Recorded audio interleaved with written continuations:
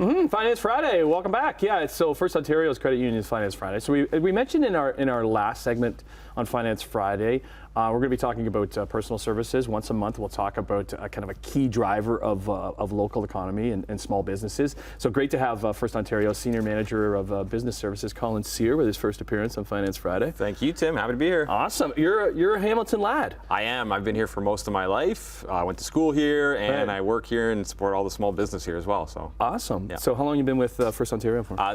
This will be my 8th year, actually. Yeah. Awesome. Okay, so it's a tough time in some respects for small business with the CEBA deadline coming yesterday. For sure. It's on top of everybody's mind right now, I think. Yeah. So what are some of the challenges for small businesses? I mean, they're real. They have real questions about the economy right now. High debt loads are a big piece. Half of small, medium enterprises are having a harder time paying down debt than they were a year ago.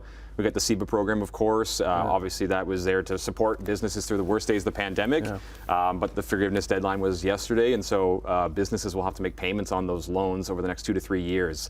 And then just generally higher input service costs for businesses. Cost of living is increasing for consumers, so businesses are feeling the squeeze on both ends. What defines a small business? There's a number of different ways you can look at it. One of the more popular definitions is employee size. So 1 to 99 employees, you could consider that a small business.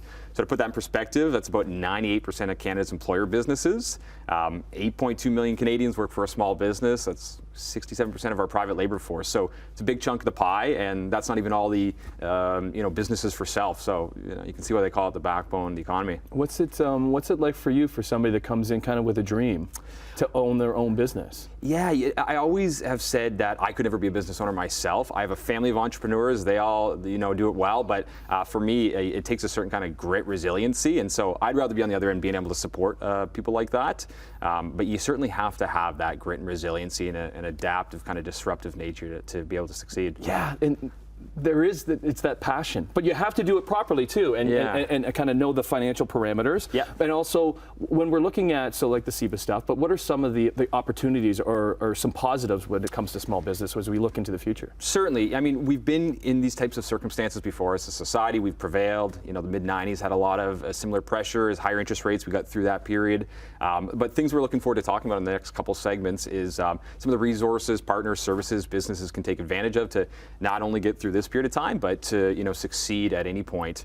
And then just like I said, optimism for the entrepreneurial spirit, I think, gives us reasons. What if somebody's like watching this morning and just they have that idea? Like, what are some initial steps even before they come to you for looking for like a business loan? Yeah, I mean, one of the things we're looking forward to talking about on coming segments is how do you have a conversation with your bank or your credit union to prepare you for that financing talk? It's almost just as important as securing the financing. So to set yourself up for success, it's really going to put you in a better spot when you have that chat. Yeah, is there one thing besides the CEBA stuff that should be concerning at this point for small businesses? I mean, it's always important to stay on top of the regulatory environment. There's been some recent changes to the CPP program with regards to employee contributions. So ensuring that people are on top of that now and not having to deal with it down the road will put you in a good spot.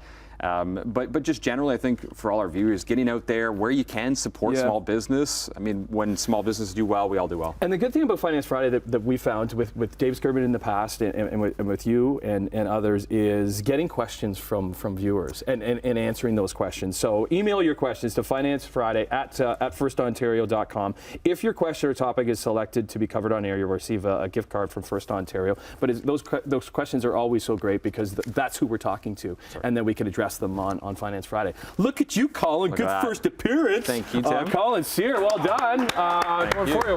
So we'll see you in a couple weeks. Yeah, I think it'll be a month from now. Sure. Yeah. Good stuff. Thank you. More Morning Live coming up after this.